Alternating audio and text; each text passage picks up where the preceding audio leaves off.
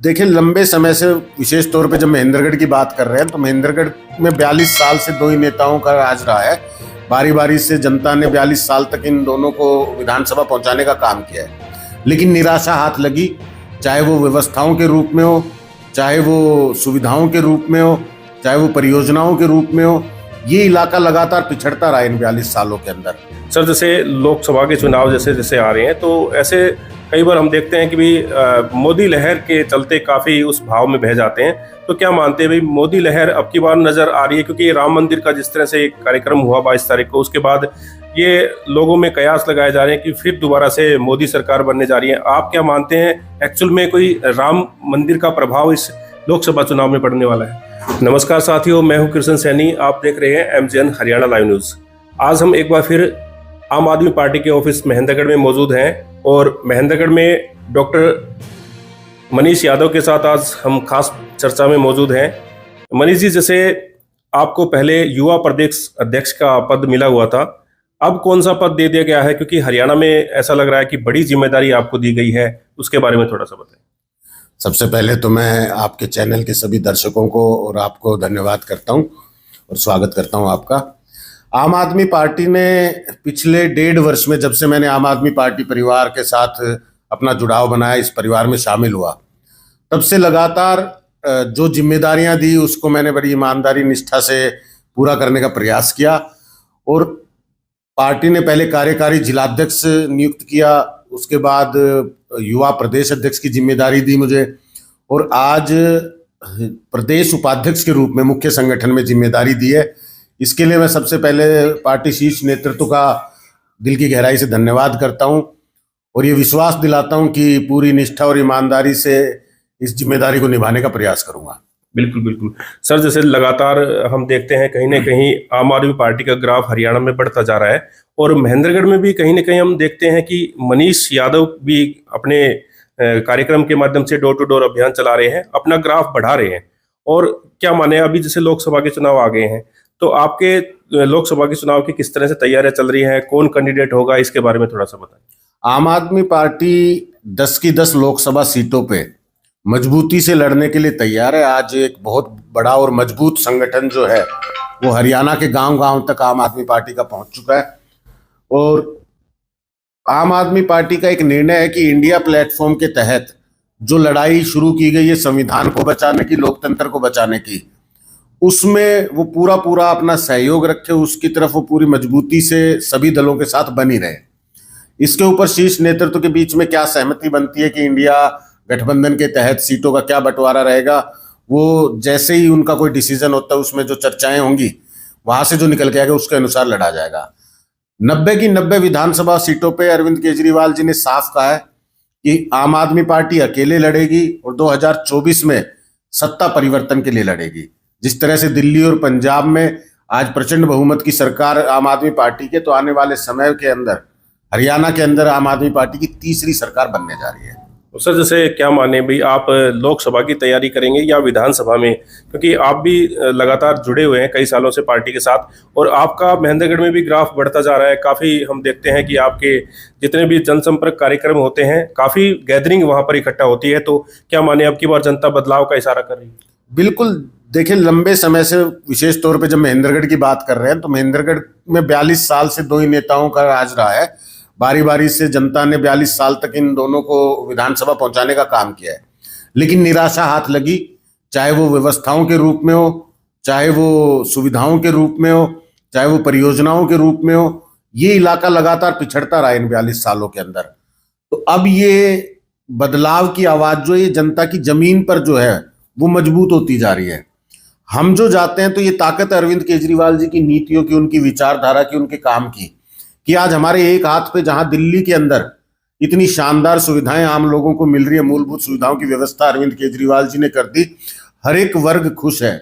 युवाओं को रोजगार देने का काम, महिलाओं को सम्मान सुरक्षा देने का काम, बुजुर्गों को सम्मान देने का काम, वहाँ कर्मचारियों के लिए अच्छी व्यवस्था कर दी है। बिजली पानी की व्यवस्था मुफ्त कर दिया, 24 घंटे व्यवस्था बना दी। स्कूल अस्पताल की व्यवस्था शानदार कर दी, आम लोगों के लिए इन सुविधाओं को मुफ्त कर दिया गया है। तो ये सब कुछ जनता देख रही है। हरियाणा बिल्कुल करीबी होने के नाते, आज पंजाब के अंदर 1.5 साल की सरकार हुई है, वहां भी 24 घंटे बिजली, मुफ्त बिजली की व्यवस्था, शानदार स्कूल बनना शुरू हो गए, शानदार अस्पताल बन रहे हैं, गांव गांव में मोहल्ला क्लिनिक बन रहे हैं, किसानों को समय पे मुआवजा दे दिया सरकार ने, 42,000 युवाओं को रोजगार दिया एक ही साल के अंदर। तो ये सारे काम जो हैं ये आज ये तय कर रहे हैं कि हरियाणा के अंदर आम आदमी पार्टी की तीसरी सरकार बनने जा रही है। तो हम जहां भी जाते, जो भी ये मजबूती मिल रही है, जो भी लोगों का लगातार जुड़ना है, वो अरविंद केजरीवाल जी की नीति और उनके किए हुए कामों के कारण है। बिल्कुल बिल्कुल सर, जैसे लोकसभा के चुनाव जैसे जैसे आ रहे हैं तो ऐसे कई बार हम देखते हैं कि भी मोदी लहर के चलते काफी उस भाव में बह जाते हैं। तो क्या मानते हैं भाई, मोदी लहर अब की बार नजर आ रही है? क्योंकि राम मंदिर का जिस तरह से एक कार्यक्रम हुआ 22 तारीख को, उसके बाद ये लोगों में कयास लगाए जा रहे हैं कि फिर दोबारा से मोदी सरकार बनने जा रही है। आप क्या मानते हैं, एक्चुअल में कोई राम मंदिर का प्रभाव इस लोकसभा चुनाव में पड़ने वाला है? देखिए, राम के प्रति आस्था हर एक भारतवासी में है। हम सब, जब राम मंदिर बना तो ये खुशी हर दल में पहुंची है, हर व्यक्ति तक पहुंची है, और हर व्यक्ति ने इसमें हर्ष भी महसूस किया और गौरव भी महसूस किया है कि रामलला लौट कर आए। और सबने जो जहां से जिस तरह से शामिल हो सकता था उस कार्यक्रम में शामिल हुआ है। तो इसका जो प्रभाव है वो राजनीतिक रूप उसको देने का प्रयास भारतीय जनता पार्टी जरूर करेगी। लेकिन आम लोगों को ये पता है कि राजनीति का काम जो है वो धर्म से नहीं है, वो राजनीति जो है वो काम की होनी चाहिए और काम के लिए होनी चाहिए। आज ये काम की राजनीति हिंदुस्तान के 2 राज्यों में पहुंच गई है। दिल्ली और पंजाब में जो काम किए हैं वो 70 साल की राजनीति में नहीं किए गए। तो अब जनता राजनीति में जब हम बात करेंगे तो वो काम के आधार पर वोट करने का मन बना रही है। हमें पूरा विश्वास है कि भारतीय जनता पार्टी चाहे जितना इसका तुष्टीकरण करना चाहे, चाहे इसका इस्तेमाल करना चाहे, वो धर्म की राजनीति में लोगों को बांटना चाहे, जाति की राजनीति में लोगों को बांटना चाहे, लेकिन आम आदमी पार्टी लोगों को काम की राजनीति में बनाए रखेगी और लोगों को काम की राजनीति से जोड़े रखेगी। क्योंकि 5 साल सरकार से क्या काम लेना चाहिए और सरकार की क्या जिम्मेदारी है, ये तय होना, इसके लिए सरकार को प्रतिबद्ध करना, ये आम नागरिक का अधिकार है। उस तरह की राजनीति अब हरियाणा में आएगी। दिल्ली और पंजाब के बाद मैंने फिर से कहना चाहूंगा कि हरियाणा के अंदर तीसरी सरकार आम आदमी पार्टी बिल्कुल। मनीष जी, जैसे एक आखिरी सवाल मैं और आपसे करना चाहूंगा, क्योंकि मतलब कई बार हम देखते हैं कि भी जब चुनाव में हम आते हैं तो कोई ना कोई विजन होता है। तो आपका चुनाव लड़ने का क्या विजन है? मतलब कौन सी ऐसी जो पीड़ा है जो महेंद्रगढ़ क्षेत्र में वो चीजें नहीं हो पाई हैं, जिसको लेकर के आप जनता के बीच में जा रहे हैं? कौन सी मूलभूत सुविधाएं हैं जो चीजें जनता तक नहीं पहुंच पाई हैं? कौन सी आपके मन में जो ख्वाहिश है कि ये चीजें हमें महेंद्रगढ़ में हमारे बनने के बाद होनी चाहिए? तो क्या विजन लेके आप चुनाव में? देखिए, सीधे सीधे से बहुत ही सीधा विजन है और साफ है कि महेंद्रगढ़ के अंदर, विशेष रूप से महेंद्रगढ़ का जो पिछड़ापन है, राजनीतिक पिछड़ापन कहें या इसे विकास में पिछड़ापन कहें, आज हमारे इलाके का पिछड़ापन केवल और केवल सरकार के कारण है।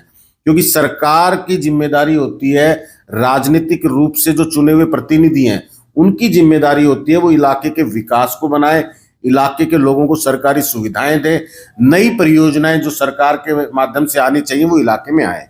आज इन तीनों ही तरीकों से महेंद्रगढ़ का लगातार अनदेखी भी हुई है महेंद्रगढ़ की, और इन सभी व्यवस्थाओं का अभाव है।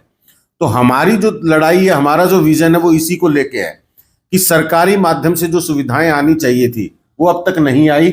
अगर हमें ये अवसर मिलता है और हम अगर जनता का मत लेके उस पोजीशन पे पहुंचते हैं, यहाँ के प्रतिनिधि चुने जाते हैं, आम आदमी पार्टी का कोई प्रतिनिधि चुना जाता है और हमारी सरकार बनती है, तो जिस तरह दिल्ली और पंजाब में हर व्यवस्था, हर सुविधा जो आम व्यक्ति तक पहुंचाई है, आखिरी व्यक्ति तक, आखिरी झोपड़ी तक जो सुविधाएं देने का काम अरविंद केजरीवाल ने किया है, वो हमारे इलाके में भी हो।